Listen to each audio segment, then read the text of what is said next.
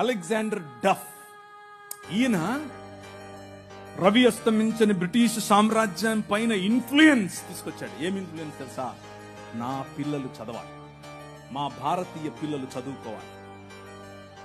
పిల్లన్నారు, ఎందుకు, మాకు అవసరం లేదు, నీ పాశ్చాత్య విద్యతో మేమేం చేస్తాం, మేము మంత్రాలు చదువుతాం. ఆయన అన్నాడు, మంత్రాలకు చింతకాయలు నైరాలతా హై.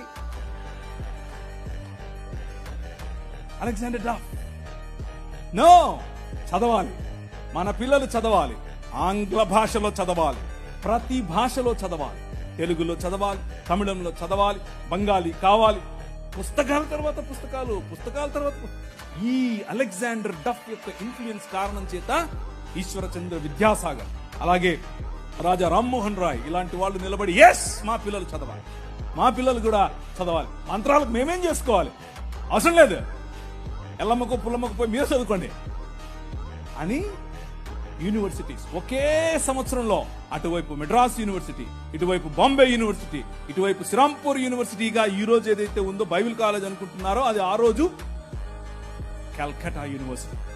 3 యూనివర్సిటీలు స్థాపించడానికి వెనకుండి పనిచేసింది